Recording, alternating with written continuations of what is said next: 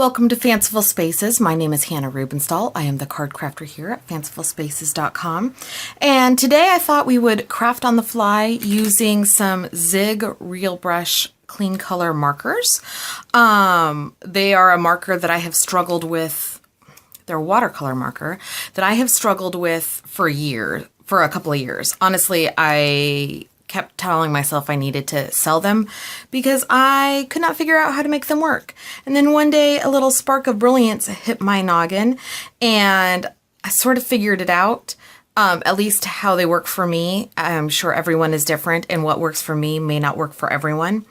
So I just thought I'd show you one of the ways in which I use it on this adorable and really cool like steampunk squid thing.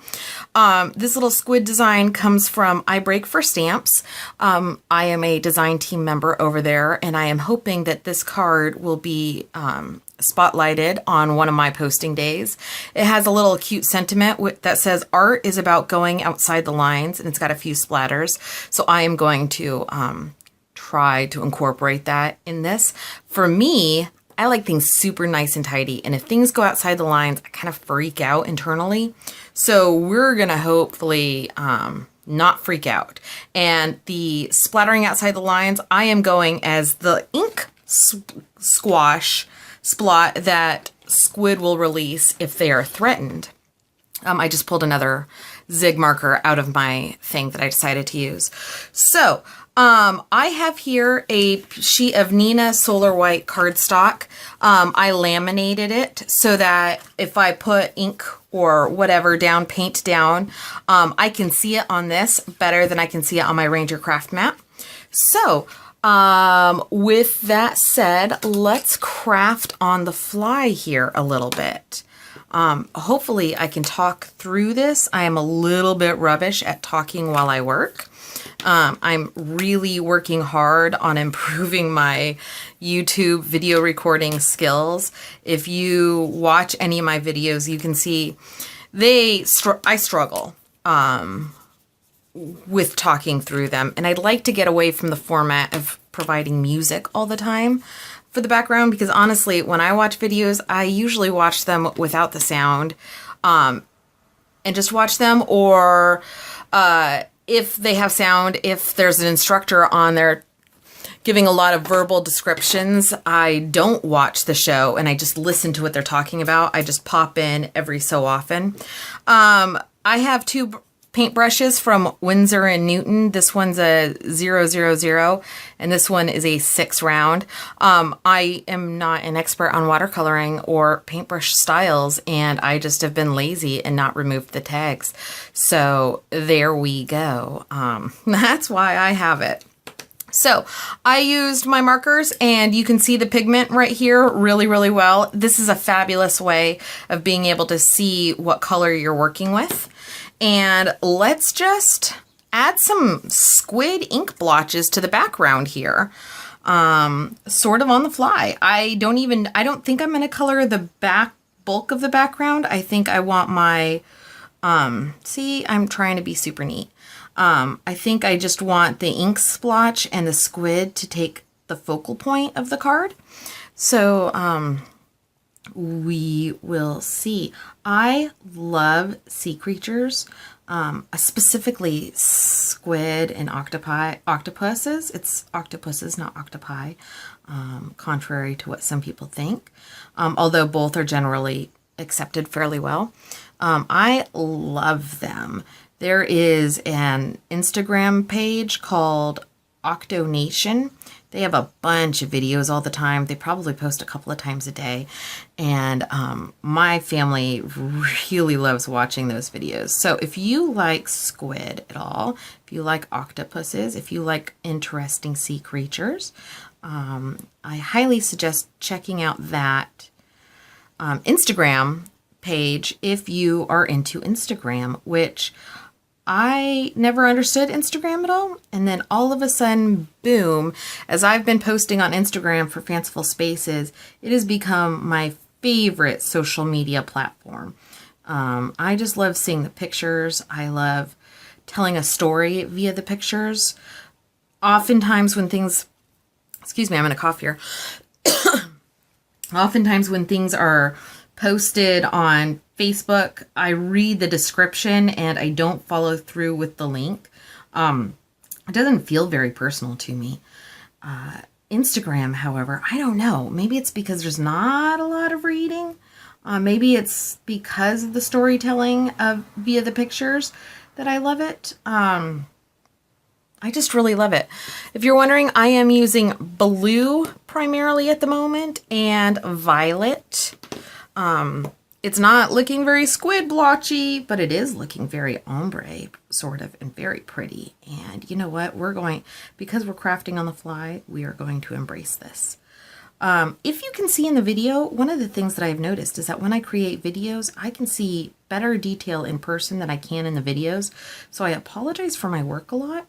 And that's not entirely necessary because when I go back and look at the videos, you can't really see where I'm messing up. But if you can see in the videos, there is some lines that are not very pretty that were stamped on. And that's fine because what I intend to do is, ooh, that's a lot of water. I intend to go over it with some embossing powder. I just love finishing my work off with embossing the lines. Yeah.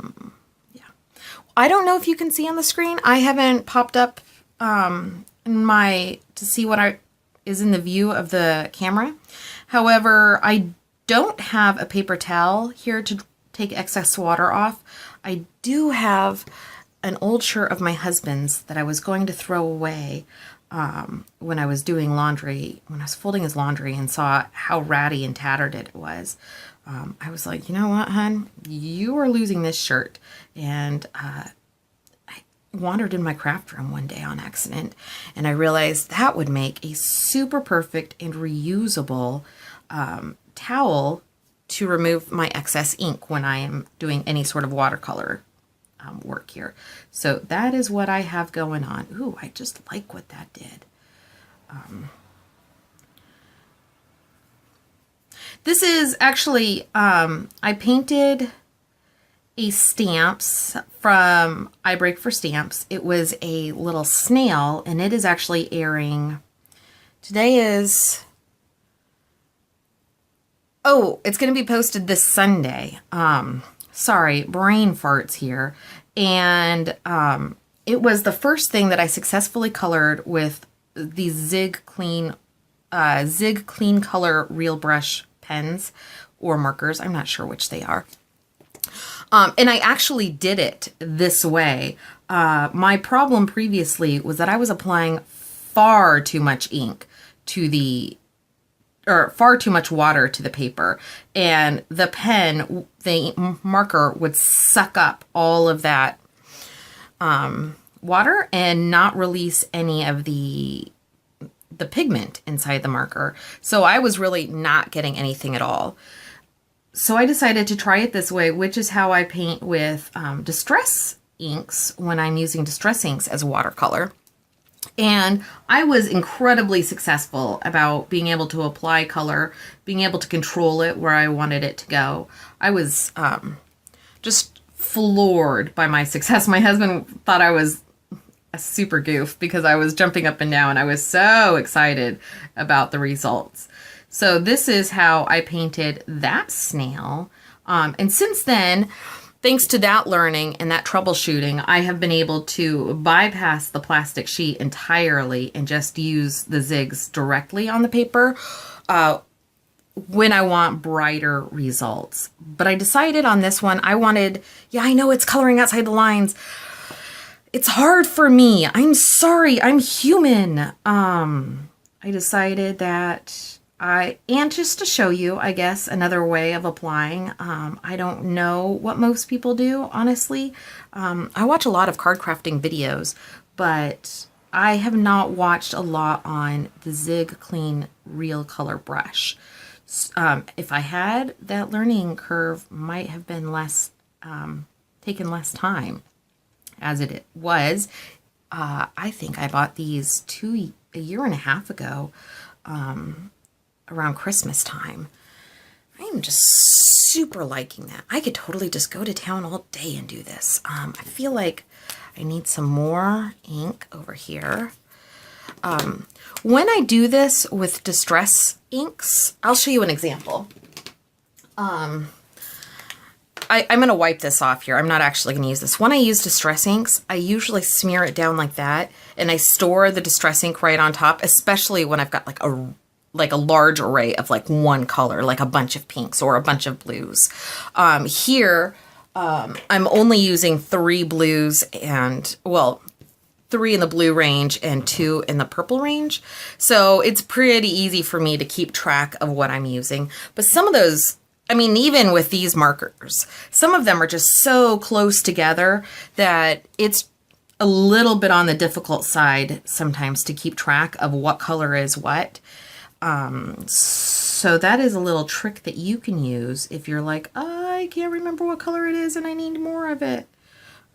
Just a little, oh, I wasn't supposed to color that part. Snippet. I will probably be applying paint to the squid in a very similar fashion. I find that I really like the control of just applying with a paintbrush. This is on some Tim Holtz watercolor distress paper. So, and I did stamp it out in StazOn prior, so that, you know, pretty much forces my hand to doing watercolor type stuff. And since I'm painting this with these Zig Real Brush markers, I might as well just finish the job with the Zig Real Brush markers, I think. And that may or may not be a video. We will see. It kind of depends. Because of my camera, I am required to film in 20 to 18 minute increments. It's really annoying. So when I do longer videos that I time lapse, sometimes I am taking 3 or 4 different videos of the same thing, trying to piece together everything in the video editing software. This is super pretty to me.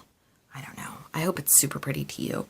I can't really see right now what you're seeing, but I will find out. Yeah. And now I have run out of things to say. I guess that's the problem with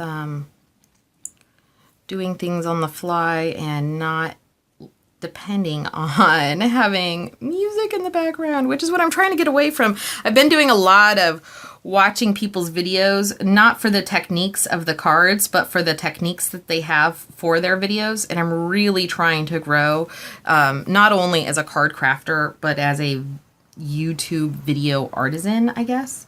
I think life is about growing and life is about learning. And this is a venture that I am going on, an adventure, I guess. And there is so much to learn when you're doing stuff.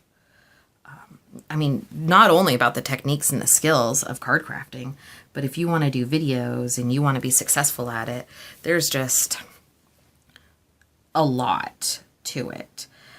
Especially when you're coming from I'm relatively new to the card crafting world. I've been in several of the groups and watched a lot of the videos and watched a lot of people craft for several years. However, my actual crafting, like practical experience as far as card crafting goes, is relatively new. Probably about 9 months now that I've been trying. Well, I would say 6 months that I've been trying in earnest to call myself a paper crafter and to fine-tune my technique and grow, and actually grow. That's the big thing. Actually grow. My first cards were super rubbish, and I hope my Aunt Louise still has the card that I made her for one of her birthdays. It was horrible and really embarrassing, and if she ever has it, it would be, if she still has it, it would be really neat to see it, because I never took a picture of it. I mailed it immediately, not because I was excited, but because I needed to get it out the door, and if I looked at it anymore, I would be horrified by it and embarrassed, and never actually sent her a birthday card. So it would be neat to see how I've grown, because now I am proud of many of my cards, and it's neat to be able to compare my growth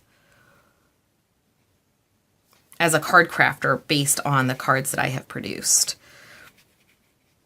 And everyone is the same way too. I have seen many really great card crafters share their first cards that they've ever done. And I am in awe of just their progression and their bravery to share these cards. And I am not doing what I intended to do on this card. We will figure that one out here. That's why it's crafting on the fly, right? You really never know what you're going to get with these videos sometimes. I did a card that I was recording, and I haven't shared it with you guys yet, and I don't honestly know if I'm going to. It was using the Waffle Flower Stitched Unicorn set. I think that's what it's called. I can't see. It's across my room. And it was a lot of like, oh God, what am I doing? What am I doing? And the card's okay. I'm not particularly proud of it. That's why it's not being shared. And so if I share this one, it means that I am proud of it, or at least a little bit, you know, even if I'm not necessarily, it didn't turn out the way I wanted it to. I think when I share things, it's because they have an added value to the people out there who are learning. Because my goal as a card crafter is to try to breeze how easy it is, to make it easier for beginning card crafters. When I did a lot of looking at people's, when I started card crafting, this is a rambling conversation, isn't it? I apologize. When I started card crafting, I didn't know what the best, I had a paper trimmer from my scrapbooking years. It was horrible and awful. I didn't know what to use. I didn't know what I didn't understand why there are so many inks. Why do I need inks? I remember saying I would never use Distress inks because I had purchased a bunch of Fonlon inks. And I guess that dates how recent I am to actually thinking about this stuff. And lo and behold, I pretty much only ever use Distress inks. I have other companies' inks for stamping with, and that is not my style. I didn't know what my style was, and it took me a while to figure that out. So that is why one of the goals that I have as a card crafter is to help other card crafters understand the terminology and the technology while they figure out their style, because it is a super pain to do both at the same time. And I know that that is a growing thing that pretty much everyone has to do. But all right, I had to go through and switch out SD cards because I had used up my allotted 18 minutes there. So, yep, that's why there was a pause. That's why my conversation style broke. I do remember what I was talking about. Ooh, getting messy here. I guess it's the point of the card. So yeah, if I can help new card crafters learn what the techniques are and learn what the products are as I am learning and discovering, because there's so much about this world that I don't even know about. And if I can make their life a teeny bit easier so that they can focus on what they're figuring out what their style is of card crafting or any crafting in general, then I can call myself a winner. That is my goal with Fanciful Spaces. I mean, I have a lot of goals. Oh my gosh, this area is really cool. I have a lot of goals, don't get me wrong. But, ooh, I just came up with an idea. There's far too much water right there. Like an ocean's worth of water right there. So you can just wipe off your brush, remove as much of your water as you can on a towel, or in this case, my husband's old shirt. And don't worry, it was clean, it was washed. And it's called a thirsty brush. Your brush will suck up that water and help remove some of that extra that you have. So maybe his ink splotch is purple, and I've got a background area. So there's that. I have a little sentiment. Don't ask me about this yet, why I've got a thing on the back. I'm trying a new step with my things. For the most part, I'm pretty pleased with how this is looking. We will see if I do any edits of it in the near future for the background. I do want to get closer to the edges though over here because I got a little sloppy and stayed far away from the edges over here, whereas when I started, I was right up to the edges. I was also using an entirely different brush, which may or may not add to it. So I am going to pause right here. I'm going to hit this with my heat gun briefly, and then I'm going to be right back with a little idea that I had.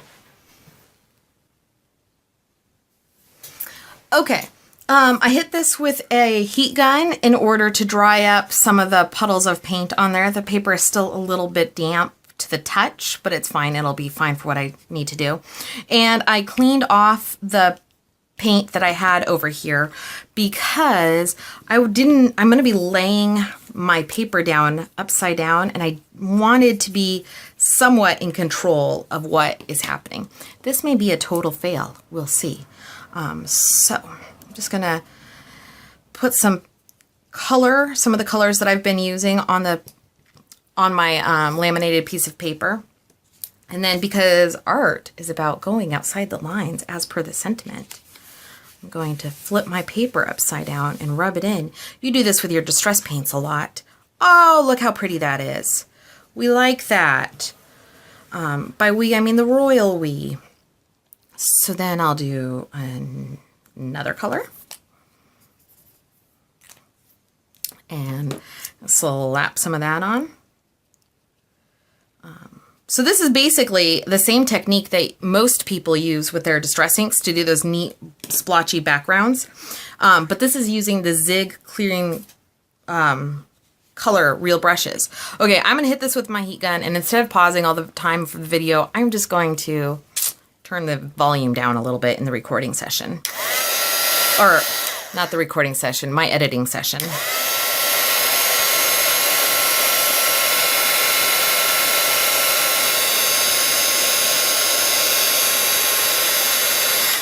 Okay.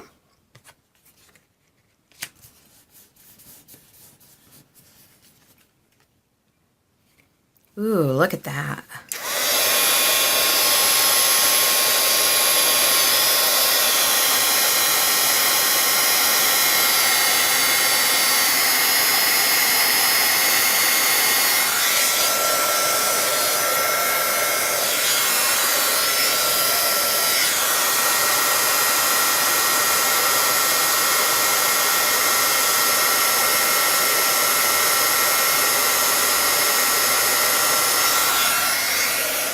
Large pools of water take forever to dry, don't they? It's like a watched pot never boils. This is super fun.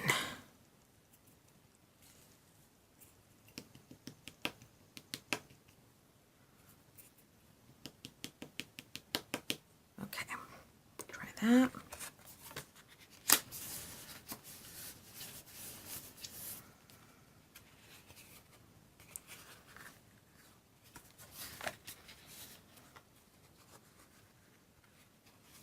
Smear that around, just there. Sort of did what I was looking for.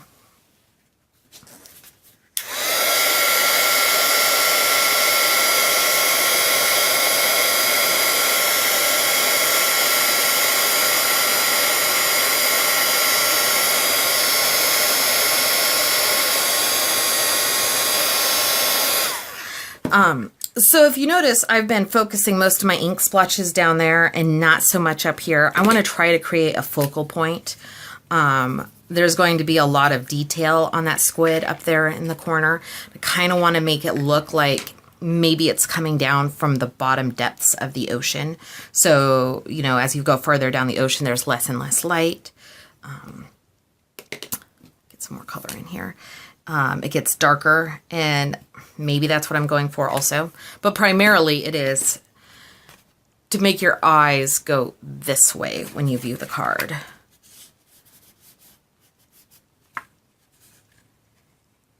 Maybe a bit more water there than I wanted. that's okay. Ooh, actually I like it.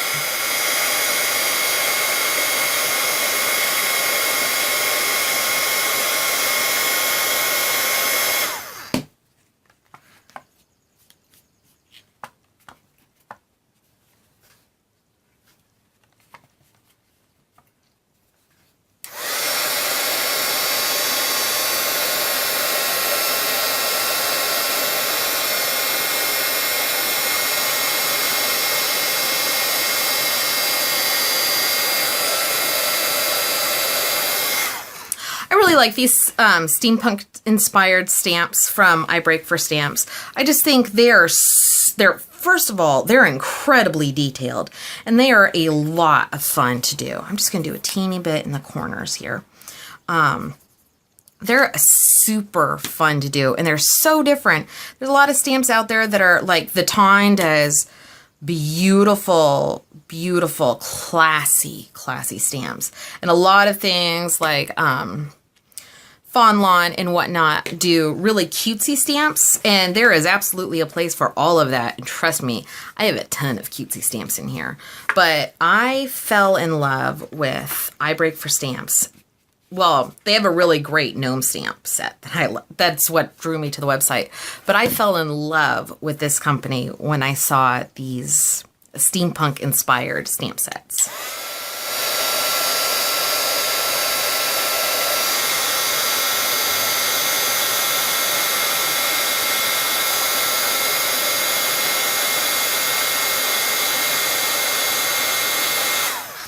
Okay, I think I lost a little detail here, but I am afraid of muddying it up too much. I think that I'm going to leave it like this. If I alter it or change it at all, I will be letting everybody know. And I think I'm going to do a separate video of me coloring the squid. You can look forward to that in other weeks. Or, you know, if you're watching this a year from now, you can watch next probably. But I think I'm going to leave it at that and then see where this card takes me. Because like I said, I have an idea, but it's not set in stone. I'm definitely probably going to go into these little holes and pop a bit of color in there. That will happen as I'm doing the squid, or might be a final step. So that is using this video is using the Zig Clean Color Real Brush markers. I think they're called markers, to add a background on the stamp via putting paint down on an acetate piece of paper, covered paper, and applying the color with a regular paintbrush using a I Break for Stamps stamp.